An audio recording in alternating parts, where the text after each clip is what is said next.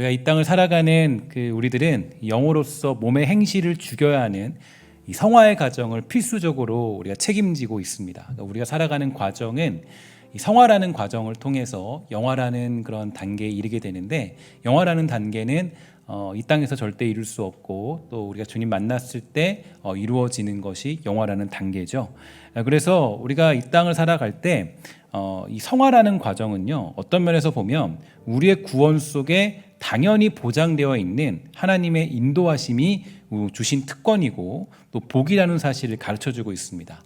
특히 성화라는 것은 내가 죄와 악을 피하고 대적하여 내 몸에 아직 남아있는 이 뿌리와 이 습관과 부패하는 모든 성질들과 싸우는 것이기 때문에 바울은 갈라디아서 5장 16절에서 다음과 같이 우리에게 선포해주고 있는데요, 이렇게 말하고 있죠. 내가 이르노니 너희는 성령을 따라 행하라. 그리하면 육체의 욕심을 이루지 아니하겠다. 이렇게 우리에게 알려주고 있습니다. 하지만 허락된 구원의 완성과 이 복으로 말미암아 이 허락된 삶에서의 승리가 쉽지 않다라는 것을 우리 모두는 고백하고 있는데요, 이 성화의 싸움, 이 성령의 열매보다 육체의 열매가 맺히고 있는 우리 자신을 보면서 우리는 좌절감과 허탈감들을 가질 때가 한두 번이 아니죠. 우리가 생각해 봐야 될 말씀은 이 로마서 8장 29절 30절입니다. 이렇게 되어 있습니다. 하나님이 미리 아신 자들을 또한 그 아들의 형상을 본받게 하기 위하여 미리 정하셨으니 이는 그로 많은 형제 중에서 맏아들이 되게 하려 하심이라. 또 미리 정하신 그들을 또한 부르시고 부르신 그들을 또한 의롭다 하시고 의롭다 하신 그들을 또한 영화롭게 하셨다. 우리에게 선포해주고 있는데요, 우리는 결국에는 이 영화로운 존재가 될 것이다라는 결론을 우리는 맛보고 있습니다. 어찌되었든 무엇이 되었든 우리는 결국에는 영화로운 존재가 된다. 이게 성경의 결론이에요. 그래서 여러분들과 제가 지금 좀 부족한 모습이 있고 연약한 모습이 있고 아직도 육체의 열매가 맺히는 그런 상황들이 있다 할지라도, 그렇다 할지라도 하나님이 부르신 백성들, 하나님이 인도하신 백성들은 결국 성화의 과정을 거치게 되고 그리고 영화의 그런 단계에 이르게 될 것이다. 이게 우리에게 주는 성경의 메시지고 확신이 됩니다. 그래서 곧 성령의 열매가 맺히는 하나님 나라의 백성으로서의 삶으로 우리는 변화가 되는 것이죠. 이 많은 경우 우리가 추구하는 거룩이나 경건의 끝에 영화로운 자리가 있다라고 생각할 때도 있는데요, 그래서 윤리적으로 금욕적으로 자신을 치고 복종하면 어느 정도 영화로운 단계와 가까워진다라고 착각할 때가 많이 있습니다. 그게 사실은 율법주의죠. 율법주의의 마지막은 자기가 노력한 대로 자기의 어떤 그런 이 행위대로 결국에는 영화로운 자리에 어떤 보탬이 되고 그런 자리에 가게 될 것이다라는 결론을 가지고 있는 게 율법주의입니다. 그래서 이렇게 착각할 때가 있는데 이것은 잘못되었다라고 사도 바울이 갈라디아서를 통해서 우리에게 너무나도 잘 알려주고 있습니다. 바로 저와 여러분들 택하신 주의 백성들은 반드시 그 영화로운 자리에서 이 하나님 나라의 이 백성이 될 것입니다. 이건 우리 힘으로 가능한 것이 아니라 성령께서 우리에게 이끌어 가시는 복이 되는 거예요. 그래서 이 약속 때문에 오늘도 우리는 고군분투하면서 살아가고 있는 것입니다. 그러면 우리는 왜 이 육체의 열매를 버리고 이 성령의 열매를 맺는 그런 싸움을 해야만 하는 걸까요? 요한복음 15장 16절인데요. 이 말씀을 한번 다 같이 읽어보도록 하겠습니다. 요한복음 15장 16절 말씀 다 같이 읽도록 하겠습니다. 시작. 너희가 나를 택한 것이 아니요 내가 너희를 택하여 세웠나니 이는 너희로 가서 열매를 맺게 하고 또 너희 열매가 항상 있게 하여 내 이름으로 아버지께 무엇을 구하든지 다 받게 하려 함이라. 아멘. 자, 이것은 우리를 향한 아버지의 소원이고 장차 우리들에게 맺혀질 성령의 열매를 의미합니다. 열매를 맺으면 하나님이 영광을 받으시기 때문에 열매를 맺는 싸움은 선택이 아닌 절대적인 것인데요, 그러면 어떻게 우리는 이 열매를 맺을 수 있게 될까요? 요한복음 16장 7절인데 이렇게 말하고 있습니다. 그러나 내가 너희에게 실상을 말하노니 내가 떠나가는 것이 너에게 유익이라. 내가 떠나가지 아니하면 보혜사가 너희에게로 오시지 아니할 것이요 가면 내가 그를 너희에게 보내리니 그가 와서 죄에 대하여 의에 대하여 심판에 대하여 세상을 책망하시리라. 아멘. 바로 성령께서 그 열매를 맺게 하신다는 겁니다. 그러므로 우리가 이 성령의 열매를 맺는 방법은요, 우리 안에 계신 성령님과 어떤 관계를 맺고 살아가느냐에 달려져 있습니다. 그래서 갈라디아서 이 5장 16절과 17절을 보면 이런 말씀을 하고 있습니다. 내가 이르노니 너희는 성령을 따라 행하라. 그리하면 육체의 욕심을 이루지 아니하리라. 육체의 소욕은 성령을 거스리고 성령은 육체를 거스르나니 이 둘이 서로 대적함으로 너희가 원하는 것을 하지 못하게 하려 함이니라. 아멘. 여기서 보면 이 소욕은 영어로 보면 열정이라는 단어로 사용되어져 있습니다. 이 단어 자체는 뭐 악한 것도 아니고 선한 것도 아닌 가치 중립적인 단어를 의미하는데, 소욕이 악한 육신과 함께하게 되면 악하게 되고 성령과 함께하면 선한 것이 되는 것입니다. 그래서 이 18절을 쉬운 성경으로 보면 이렇게 표현되어져 있어요. 성령께서 이끄시는 대로 살면 여러분은 율법 아래 있지 않게 됩니다. 이렇게 우리에게 강조해주고 있죠. 사실 성령님은 우리 안에 계시지만 우리를 강압적으로 끌고 가시는 분은 절대 아니십니다. 분명히 우리를 도우시고 기도하시지만 우리의 의사와 생각과 감정을 조절하여서 자기 결정대로만 끌고 가시는 분은 아니시죠. 우리 스스로 자유를 가진 자로서 스스로 겸비하여 엎드림으로 내 모든 감정과 생각을 존중하여 우리가 그분의 결정을 따라서 가도록 인도해 주십니다. 계속적으로 요즘 이 시대 속에 살고 있으면서 느끼는 것은 우리 기독교인들, 그리스도인들, 또 교회가 너무나 많은 오해와 지적과 공격들이 이 교회를 압박하고 있다는 것을 보게 됩니다.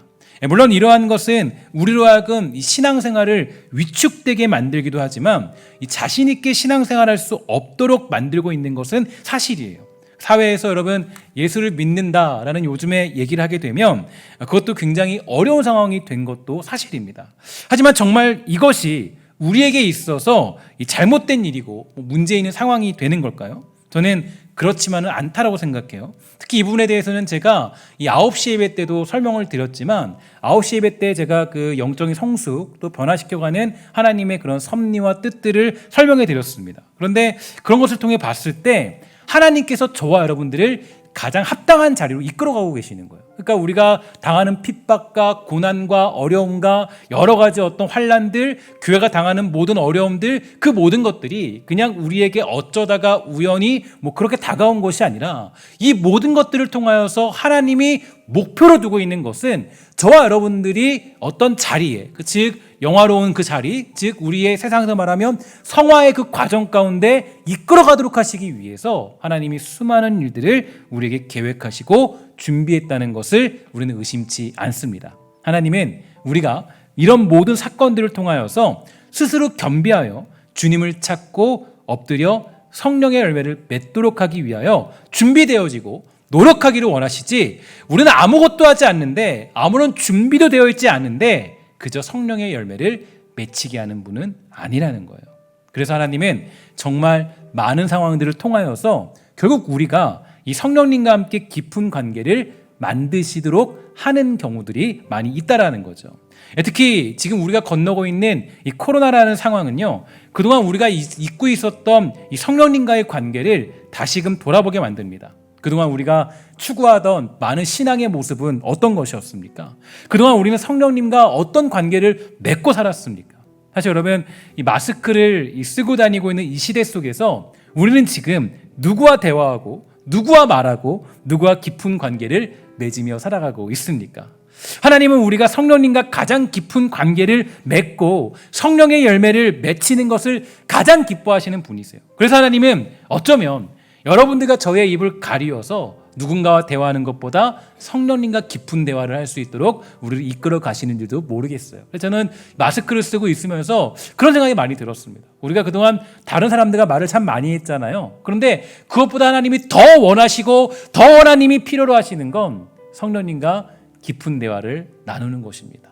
여러분, 마스크 쓰고 대화하기 힘들죠? 그러나 마스크 쓰고 있을 때 한번 우리 안에 계신 성령님과 그 깊은 대화를 나누어 보십시오. 그러면 하나님께서 여러분들과 함께 하셔서 그 모든 은혜 가운데 여러분들을 통하여서 성령의 열매를 맺도록 하시는 놀라운 은혜가 있게 될 줄 믿습니다. 프랭크 루박은요 이렇게 기도했습니다. 제가 참 좋아하는 기도문인데요. 이렇게 기도했어요. 저는 매 순간 하나님을 제 생각 안에 모시는 일을 잘 해내고 싶습니다. 저는 모든 생각을 하나님과 의논하는 과정에서 하고 싶습니다. 하나님을 향하여 마음문을 열 때마다 언제나 놀라울 정도로 지혜를 받지만 하나님을 망각할 때마다 언제나 지혜가 부족해지기 때문입니다. 제 모든 생각과 모든 것을 하나님께로 가져가는 것을 가르치소서. 그리하여 하나님으로부터 멀리 떨어진 생각들을 구하지 않게 하시고 언제나 항상 하나님과 동행하도록 하소서. 멋진 기도문 아니에요? 저는 이 기도문이 참 마음속에 많이 와닿아요. 특히 저도 이런 습관들이 조금 가지고 있습니다. 특히 제가 저로서는 가장 좋은 습관이라고 한다면 누군가를 만나기 전에 또 항상 그전에는 항상 성령님께 어떤 것을 내가 말해야 될지 어떤 지혜를 구해야 될지를 항상 기도하는 습관들을 가지고 있어요. 너무 멋진 얘기 아닙니까? 저는 매 순간을 하나님을 제 생각 안에 모시는 일을 잘 해내고 싶습니다. 이게 우리의 바람이죠. 저는 매 순간을 하나님을 제 생각 안에 모시는 일을 잘 해내고 싶습니다. 모든 생각을 하나님과 의논하는 과정에서 하고 싶습니다. 내 감정과 뜻대로 하는 것이 아니죠. 신앙생활은 제가 그래서 늘 강조하는 게 있죠. 신앙은 감정대로 하는 것이 절대로 아니에요. 신앙은 감정보다 하나님의 뜻이 우선이고 하나님의 뜻을 묻는 게 가장 먼저가 되는 것입니다. 지금이야말로 이 마스크로 입을 가리고 우리는 이러한 기도를 할 때라는 거죠. 마스크로 입을 가렸을 때 하나님이 입을 가리신 이유가 있다라고 생각해요. 왜 우리의 입을 가리셨을까? 아니 기독교인이면 조금 이 전염병을 자유롭게 마스크도 벗고 다니고 좀 이렇게 편하게 다니면 안 됩니까? 라고 물을 수 있잖아요. 그런데 하나님께서는 우리 모두에게도 전부 다 입을 가리도록 우리에게 허락해 주셨어요. 그 길을 열어주셨어요. 왜냐? 하나님과 대화하도록, 하나님과 교제하도록, 내 안에 계신 성령님과 교제하도록, 깊은 교제를 나누도록 하나님이 그렇게 우리에게 마스크를 씌웠다라는 생각이 들었습니다. 이 갈라디아 교회를 개척했던 바울은요, 시간이 흐르자 갈라디아 교회를 떠나 새로운 지역으로 떠나게 되었는데 그는 갈라디아 교회가 매우 걱정이 되어서 이 갈라디아서를 작성하게 되었습니다. 특히 여러 가지 방법들로 전달되어지는 갈라디아 교회의 이야기는요, 점점 복음이 퇴색되는 상황이었어요. 특히 그들에게 유대주의, 율법주의가 침투하기 시작했고, 율법주의는 복음의 핵심인 오직 은혜라는 사실을 망각시켜버리는 강력한 힘을 발휘했습니다. 그러니 바울이 얼마나 마음이 아프고 속이 상했을까요? 그래서 바울은 그러한 유대주의를 몰아내고 하나님의 은혜로 사는 삶, 성령님과 동행하는 삶, 은혜의 복음에 대해서 작성한 것이 바로 갈라디아서입니다. 저는 오늘 우리가 맞이하는 이 현실이 마치 갈라디아서와 같은 역할을 하는 편지와 같은 시대가 아닌가, 이런 생각을 하게 되었습니다. 하나님은 이제 우리가 진정한 변화를 가져야 할 때라고 우리에게 말해지고 있죠. 예수 믿을 때 나타나는 진정한 변화, 그리스도인으로서의 변화. 마태복음 17장 2절입니다. 저희 앞에 변형되사 그 얼굴이 해같이 빛나며 옷이 빛과 같이 희어졌더라. 여기서 변형되었다는 것은 그의 얼굴이 완전히 변화되어서 하나님의 영광의 광채로 변했다라는 것을 의미해주고 있죠. 이전에 더럽고 냄새나고 찢어진 옷을 입으신 주님이 아니라 완전히 새로워진 모습, 즉 하나님의 아들로서 영광의 모습으로 변화된 것이에요. 이것은 우리 마음이 이렇게 변화되어야 될 것을 우리에게 보여주신 것이죠. 흉내만 내는 변화를 말하는 것이 아닙니다. 성령의 열매는요, 흉내만 내는 변화를 얘기하는 게 아니에요. 완전히 우리의 영이 새로워짐으로 변화되는 것이 바로 성령의 열매가 되는 것이겠죠. 그 새로워짐에 대해서 갈라디아서 5장 18절은 우리에게 말해지고 있습니다. 우리 함께 다 같이 읽도록 하겠습니다. 시작. 너희가 만일 성령의 인도하시는 바가 되면 율법 아래에 있지 아니하리라. 아멘. 이제 우리는 성령의 인도함을 받는 그런 시간과 시대와 역사 가운데 살아가고 있습니다. 여러분, 우리가 이 코로나 시대에 이제 얼마 안 남았다라고 얘기해요. 이제 물론 이제 여러 가지 상황들이 있지만 이 위드 코로나라고 해서 이제 우리가 다 아는 것처럼 이제 코로나와 함께 공생하는 그런 시간들이 찾아올 것이고, 물론 앞으로 미래가 어떻게 될지는 아무도 모릅니다. 장담할 수 없어요. 그러나 어찌 되었든지 간에 이 코로나 시대를 하나님이 주신 이유가 있겠죠. 여러분들과 저에게 마스크로 입을 가리고 함께 모일 수 없도록 하나님이 만드시고, 여러분들이 우리가 함께 했던 그 모든 것들이 지금 다 멈춰 있는 상태로 여러분들과 제가 신앙생활 하도록 하시는 이유가 있을 거라고요. 그냥 하나님이 여러분들을 망하게 하시고 우리를 두렵게 하시고 우리에게 어떤 그런 벌을 주시고 그런 것이 아니라, 하나님은 우리를 어떤 자리로, 어떤 목표로, 어떤 자리로, 어떤 곳으로 우리를 이끌어가고 계세요. 그것의 그 과정 가운데 있는 게 바로 코로나라는 거예요. 이 시기 가운데 우리는 더욱더 성령님의 인도하심과 그분의 음성에 귀 기울일 수 있습니다.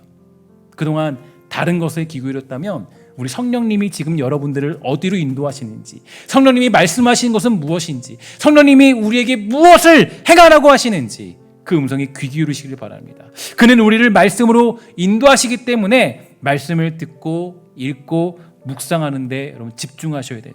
또한 조용히 하나님 앞에 자신을 내려놓고 기도하는 시간을 가지십시오. 그 기도하는 자리는 골방의 자리입니다. 골방의 자리라는 것은 결국 하나님과 친밀한 자리, 그 친밀한 관계, 성령님과 친밀한 관계를 의미해요. 지금 나에게는 어떤 성령의 열매가 맺혀지고 있습니까? 또 우리 성령님과 저와 여러분들은 어떠한 관계에 있습니까? 정말 성령님과 우리가 친밀한 관계에 놓여져 있습니까? 정말 주님의 생각이 내 안에 고스란히 담겨지기를 원하는 그런 마음으로 그리스도인의 삶을 살아가고 있습니까? 우리를 향하여 말씀하시고 인도하시고자 하는 성령님의 음성에 우리는 귀 기울이고 있습니까?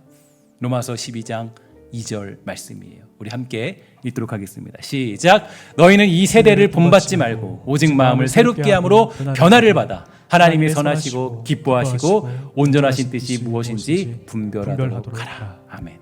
제가 이 말씀을 읽는데 몸에 전율이 와요. 하나님이 우리에게 꼭 말씀하시는 것 같아요.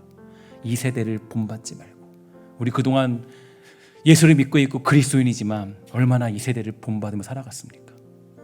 마음을 새롭게 하라. 성령님이 우리에게 말씀하시는 것 같지 않아요? 마음을 새롭게 해라.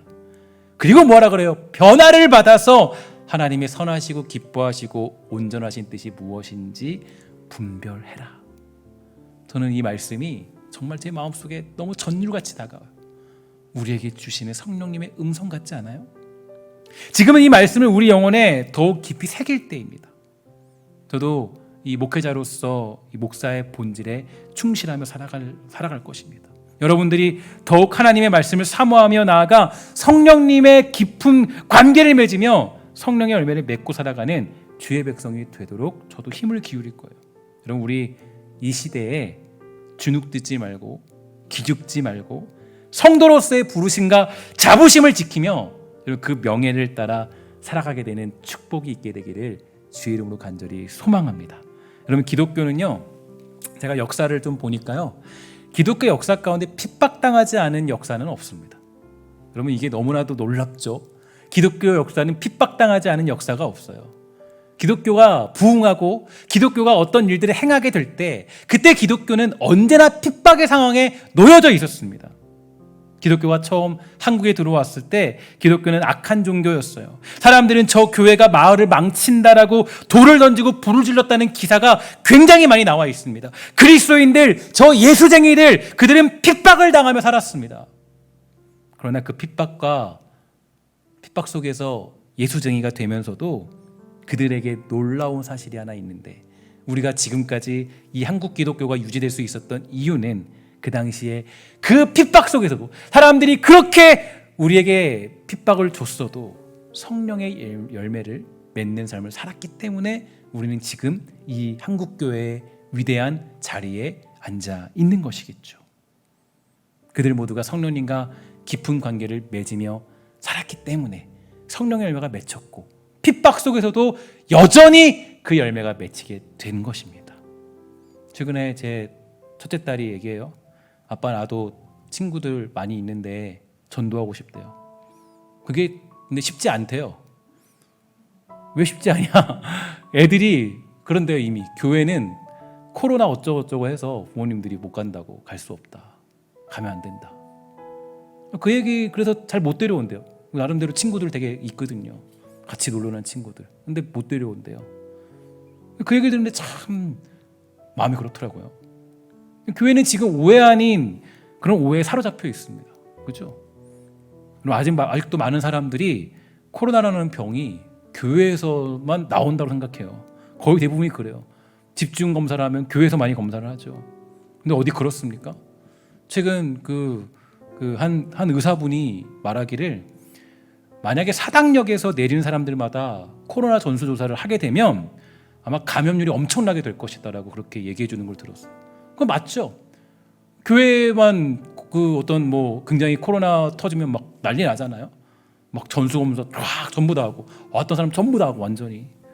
그러니까 굉장히 그것을 저희한테 그 얘기해 주면서 참 마음이 그렇더라고요. 어쨌든 어쩌다 그거보다도 중요한 거는 그거보다도 저는 그런 생각을 했어요.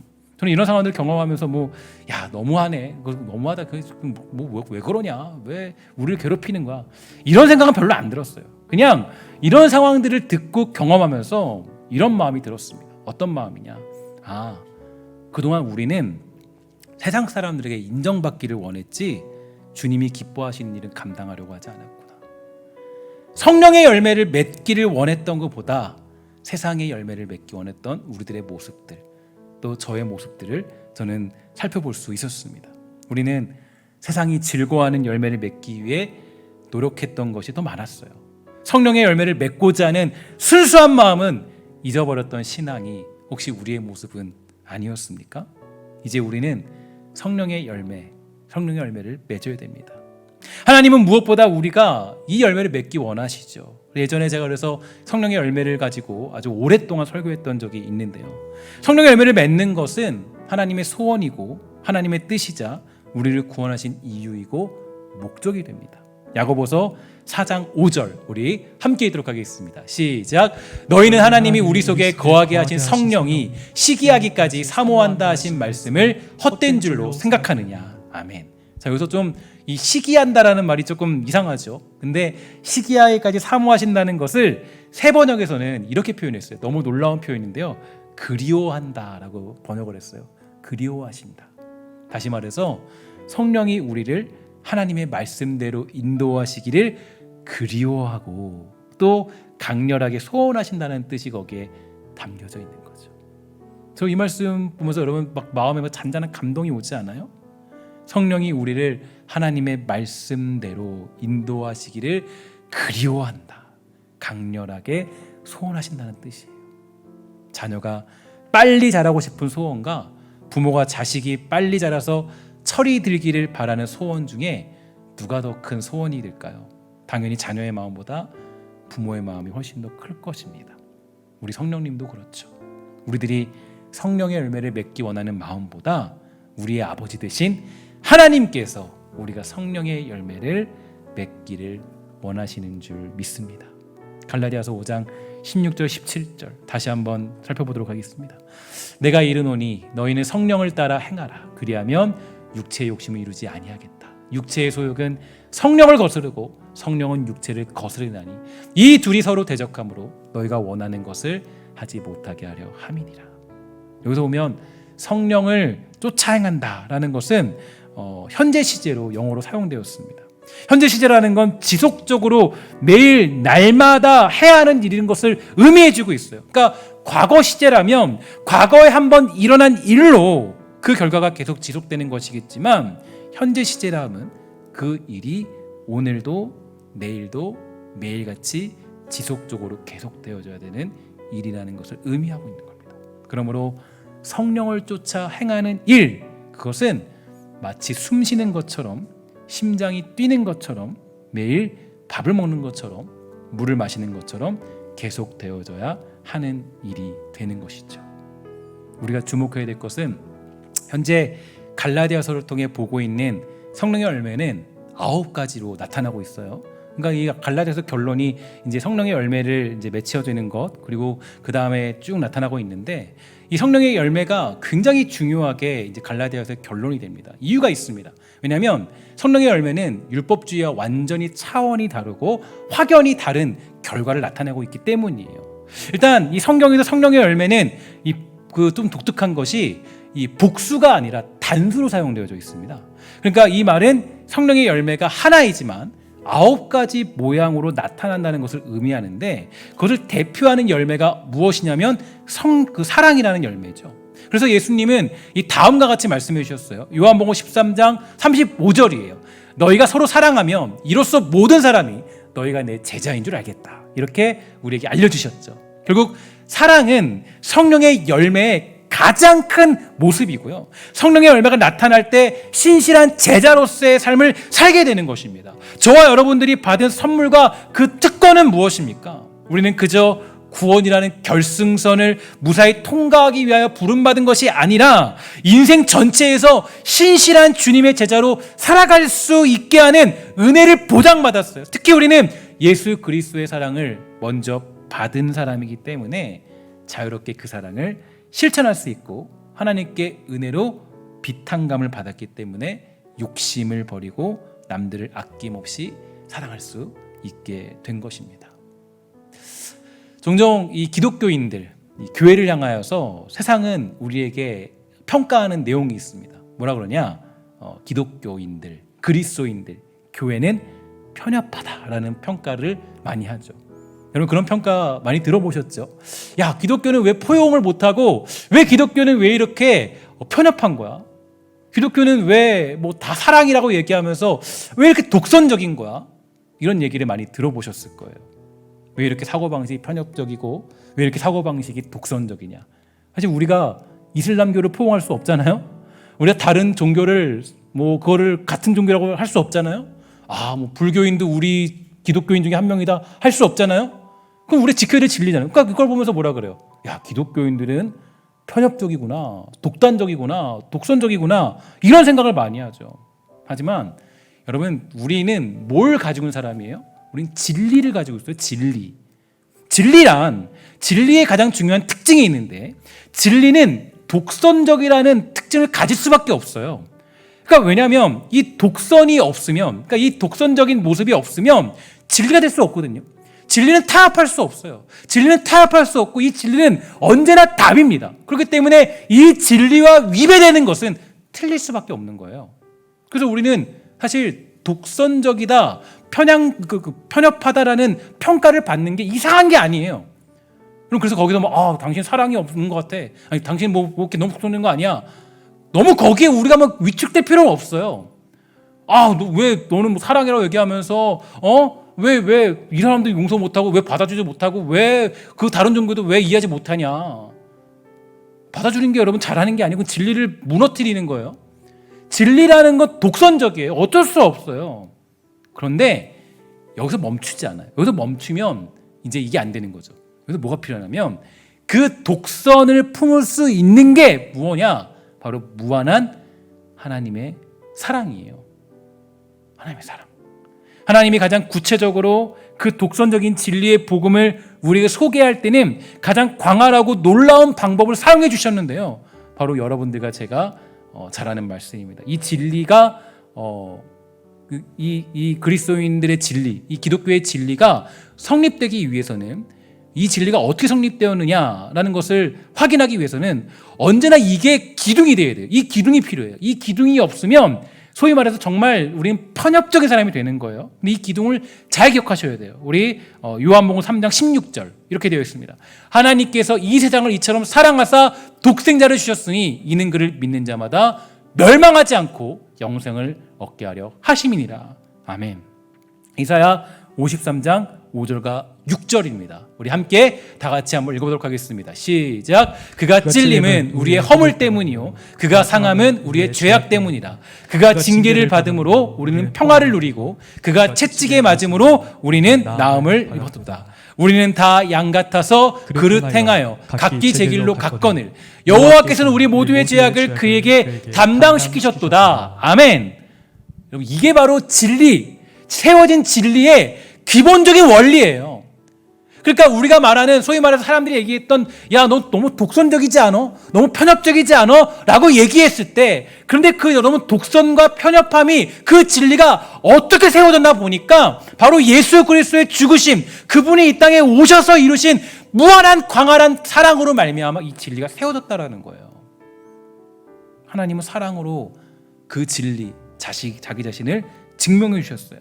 사랑은 마치 망원경과 같아서 하나님을 더욱 가까이 보도록 만듭니다. 그래서 우리가 사랑의 열매, 곧 성령의 열매를 맺게 될 때 그들은 하나님을 더욱 가까이 볼 수 있다라고 성경이 우리에게 강조해주고 있는 것입니다.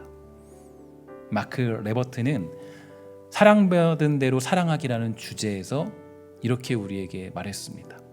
특히 우리가 하나님의 사랑을 전할 때 자기희생적인 사랑의 열매가 더 분명하게 드러나지 않으면 우리의 독특한 주장은 더 부패하고 악하게 보일 것이다. 여러분 어때요? 이 말씀이 우리가 마음에 많이 와닿죠? 이해가 가죠? 하나님의 사랑을 전할 때, 즉 그 진리를 전할 때 희생적인 사랑의 열매가 분명하게 드러나지 않는다면 우리의 독특하다는 게 소위 말해서 뭐 우리말로 우리가 쉽게 얘기하면 독선적인, 그죠? 아주 그 유일한 진리의 그 사실을 더 부패하고 악하게 보일 것이다. 그러니까 여러분 우리가 그 종교와 정치는 함께 갈 수 없어요. 그래서 거기에 설 수 없는 거예요. 그래서 왜냐 이게 이제 독선적인 게 이제 사랑이 드러날 수가 없거든요. 되게 중요한 얘기죠. 진리라는 독선만 남으면 우리는 부패하고 악하게 보이지만 그 독선적인 진리가 사랑을 만나면 광활한 하나님의 계획과 그분의 뜻이 보여지게 되는 것입니다. 고린도전서 13장 4절 이하입니다. 여러분 우리 사랑에 대한 이야기죠. 우리 말씀을 마음에 새기면서 함께 다시 한번 읽어보도록 할까요? 시작. 사랑은 오래 참고 사랑은 온유하며 시기하지 아니하며 사랑은 자랑하지 아니하며 교만하지 아니하며 무례행하지 아니하며 자기의 유익을 구하지 아니하며 악한 것을 생각하지 아니하며 불의를 기뻐하지 아니하며 진리와 함께 기뻐하고 모든 것을 참으며 모든 것을 믿으며 모든 것을 바라며 모든 것을 견디느니라. 아멘. 이게 바로 사랑의 내용입니다. 그럼 갈라디아서가 결국 이 향하는 곳, 그러니까 갈라디아서는 사실 율법주의와 이 복음에 관한 싸움이죠. 여기에 대한 결론을 이 사도 바울이 내려주는 중요한 해결책입니다. 그래서 율법주의를 배격하고 복음을 따라서 살아가는 그 모습. 그러니까 복음은 사실 율법주의를 포함하는 거죠. 포용하는 거죠. 그 복음의 그런 놀라운 은혜, 그것을 설명해 주는 게 사도 바울의 그런 주장입니다. 근데 갈라디아서가 결국 이 6장까지 이어지는데 5장 부분에서 이제 하이라이트가 나오고 6장에서는 결론적인 마지막 이야기들이 나와요. 근데 5장이 결국 이 결론적으로 말하고 싶은 사도 바울의 이야기가 되는 거예요. 이걸 향해 달려온 거예요. 1장, 2장, 3장, 4장 이렇게 와서 5장으로 달려온 거예요. 그러니까 결국 성령의 열매를 향해서 결론을 내리고 있는 것은 복음과 율법의 차이는 뭐냐? 갈라디아서를 쉽게 표현해서 이 복음과 율법의 차이가 뭐냐라는 것을 이제 드러내고 있는데요. 이 복음과 율법의 가장 큰 차이는 이겁니다. 거시적으로는 사랑이에요. 성령의 열매 중에 가장 큰 게 사랑이죠. 미시적으로는 성령의 열매들인 거예요. 그러니까 이게 율법주의와 복음의 차이예요. 율법주의로 살아가는 사람들은 이 성령의 열매가 맺혀지지 않지만 복음을 따라 살아가는 사람들은 이 성령의 열매가 맺혀지게 되는 거예요. 거시적으로는 사랑이 맺혀지고 미시적으로는 사랑의 열매, 성령의 열매들이 하나씩 맺혀지는 놀라운 결과가 이 복음을 가진 자들, 그들에게 나타나게 되는 것이에요. 오늘 우리에게 맺혀지는 열매가 성령의 열매라면 우리는 복음 안에 살아가는 사람들이에요. 그러나 우리가 육체의 열매를 맺고 있다면, 여러분과 제가 아직도 예수를 믿고 있다고 생각하지만 그 예수를 믿고 있음에도 불구하고 아직도 우리 안에 정죄함이 가득하고 우리 안에 그 육체의 열매들이 맺혀지는 그런 상황에 놓여 있다면 우리가 지금 성령님과 어떤 교제를 나누고 있는가 다시 한번 살펴볼 필요가 있다라는 거죠.